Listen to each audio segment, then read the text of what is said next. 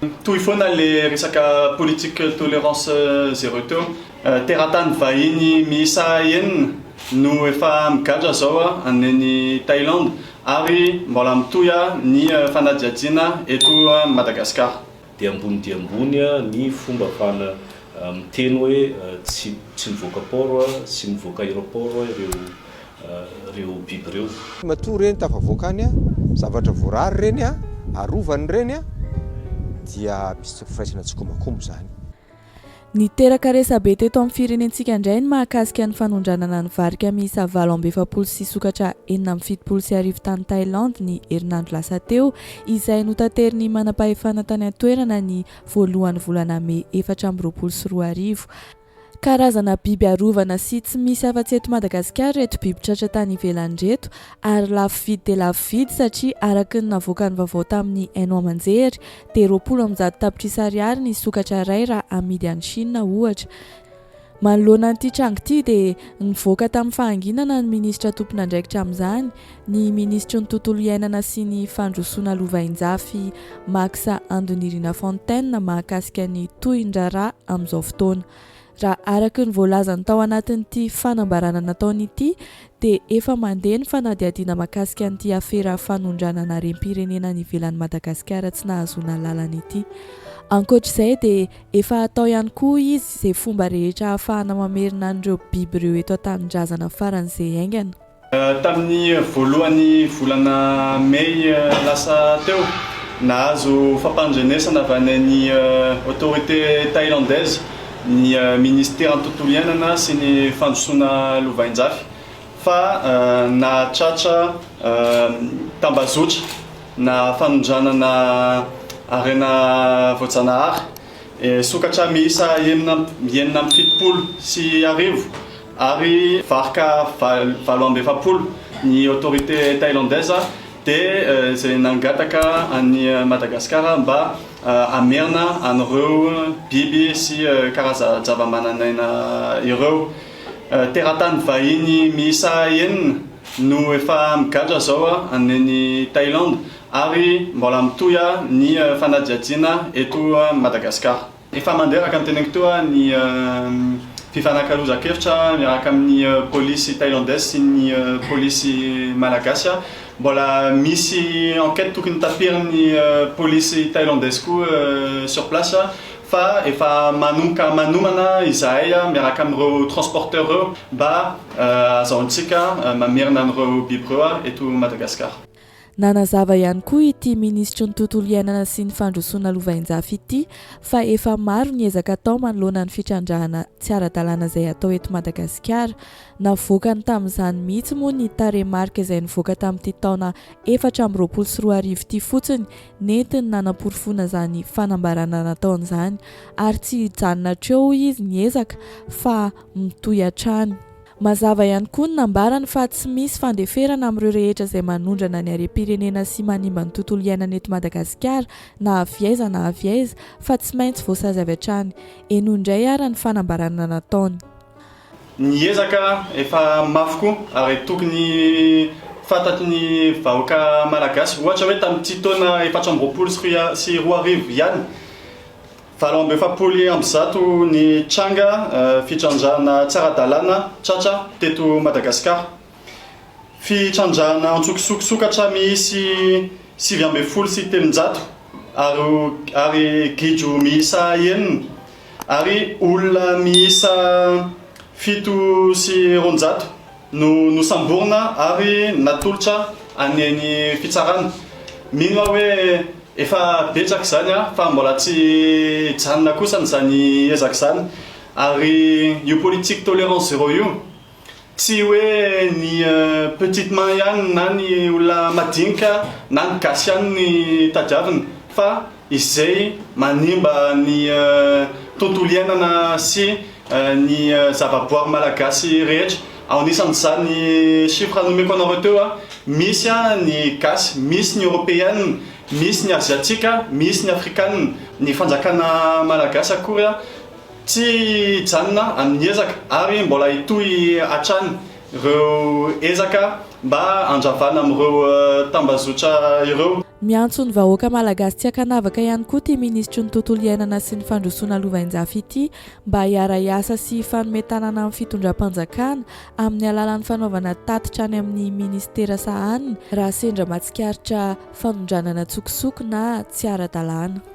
Ary miantso avokoa amin'ny vahoaka malagasy ray manontolo satria samy afaka mitondra ny anjara birikiny koa isika rehetra fa tsy voatery ny fanjakana ihany ary misy ny numéro maitso 955 izay azo antsoina maimaim-pona raha sendra mahita ianao fitrandrana antsokosoko na trafika isan-karazana dia aza misalasala mihitsy miantso an'io numéro io ary efa betsaka ny tambazotra efa niravaina miaraka amin'io canalana communication io.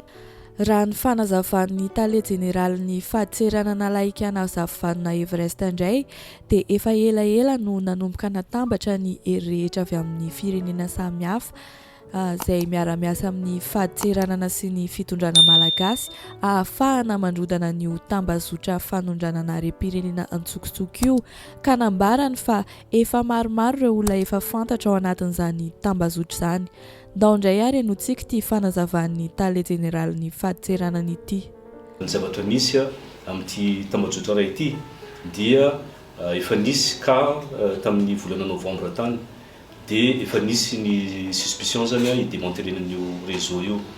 Niara-niasa ny faditseranana sy ny fanjakana malagasy moa zany tamin'ny groupena d'enquête internationale tao anatin'izay ny douane thaïlandaise, ny autorité thaïlandaise, ny autorité de Hong Kong, tao anatin'izay koa ny australienne, misy koa ny WCJC, ny Wild Justice Committee, dia misy koa ny ONUDC. Dia ireo zany ny fanometanana manao ny famongorona ny tambazotra ity. Tao anatin'izay dia efa misy olona maromaro ny identifié ary nisy ny fanaovana ny enquête nanomboka tany amin'ny volana novembre sy décembre tany. Raha araky ny nambarany ihany dia ny fiarovana ny sisin-dranomasina eto Madagasikara no tena lesoka ka nahafahan'ireo mpanao ny asa ratsy namoaka ny varika sy ny sokatra antsokosoko any ivelany ary tsy nivoaka ny serana tsambo sy ny serana mpiara-manidina mihitsy ireo biby ireo. Hitantsika ato anatin'ity horonan-tsary manaraka ity zany fanambaran'ny laikana zavanina Everest tale jeneralin'ny faditseranana izany. Ny Madagasikara dia nosy dia misy ny varavarana zany aérienne maritime dia anatin'ireo misy ny dispositif de contrôle zany hoe manao contrôle raha amin'ny fanambarana na ny mouvement personne na marchandise. Dia reny no mila tsaraina satria araky ny fanadiadiana mbola mitony no fanadiadiana hatreto dia ambony dia ambony ny fomba ahafahana miteny hoe tsy mivoaka port sy mivoaka aéroport ireo biby ireo fa mivoaka ny atao hoe zone non occupée. Nisy fotoana manao filature 24 heures sur 24 mahakasika an'io affaire io ny taty amin'ny faditseranana dia mijery hoe izy adio ny olona anatin'ny réseau. Eny misy ny arrestation olona anankiefatra no efa détenu efa en détention en garde à vue amin'ny faditserananao anatin'ny enquête ary misy ny olona koa efa identifié efa hotadiavinany amin'izao. Dia anatin'ireo olona anankiefatra ireo mbola mandeha ny enquête fa mbola miandry n'le ambiny ho avy ireo io vao mandeha ny déferment fa eto moa tsika mbola mpanaovana ny enquête zay ny fomba ahafahantsika miteny satria on a des preuves tena misy on a des preuves amin'ny ny agissement n'ireo olona ireo on a des photos ny fomba nifandraisiny amin'ireo mpanao ina moa ty olona anatin'ny tambajotra io any Thaïlande. Miandry ny fampodiana tanindrazana an'ireo karazana sokatra sy varika tsy hita afa-tsy eto Madagasikara eto sika rehetra amin'izao ary miandry ny vokatry ny fanadiadiana araky ny voalazan'ny ministry ny tontolo iainana sy fandrosoana lovainjafy Max Andonirina Fontaine teo. fa mifandraika amin'izay fanondranana harem-pirenena antsokosoko izay ihany raha ny vaovao tao amin'ny Aino Amanjery dia efa namoaka tatitra ny Transparency International Initiative Madagascar ny volana martsa 2024 izay nahitana fa 1.1 ny fanondranana andramena sy ebony avy eto Madagasikara dia tsy ara-dalàna daholo. Araka ny voka-pikarohana nataon'izy ireo dia ny kolokolo ny tena anisan'ny mahatonga ny fitrandrahana tsy ara-dalàna sy fanondranana harem-pirenena antsokosoko eto amintsika ary hita amin'ny ambaratonga rehetra izany. Mifandraika amin'izany ihany koa ity voalazan'ny Rivo Rakotovao ity satria raha naneho hevitra ny tena ny mahakasika an'izao tranga fanondranana varika sy sokatra tsokosoko izao dia ny kolokolo sy ny firaisana tsikombakomba ary ny tsy fandraisana andraikitra hoy izy no mahatonga ireo biby ireo tafavoaka amin'ny Madagasikara ary anisan'ny tompon'andraikitra voalohany amin'izany ny mpitondra fanjakana. Hoe mba manahoana zany ny fitondram-panjakana izay manana andraikitra voalohany amin'izany satria matoa reny tafavoaka any zavatra voarary reny arovany reny dia misy firaisana tsikombakomba zany.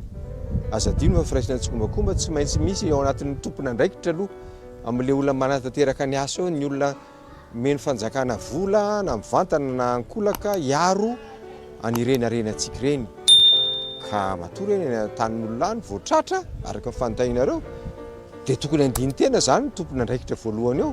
Zay zany tsy anodonako an'ilay izy mihitsy hoe politika fa politika inona kay zany izy indray zany no tenenina fa manao zany fa misy olona tsy manao ny asany, misy olona miray tsikombakomba fa tsy ianao mandeha amin'ny arabe iny akory ny havitan'izany hoe amoaka an'ireny vato izy na any amin'ny serana tsambo na any amin'ny serana mpiara-manidina any sarotro zany raha tsy olona manana andraikitra ao amin'ireny toerana iarovana ny fivoahana eto Madagasikara dia averiko ny mandeha tsy tombontsoa antsika izany, mamenatra antsika izany, tsika mametraka lalàna ary lalàna iraisantsika amin'izao tontolo izao ilay izy satria fantatra fa dia biby iarovany reny.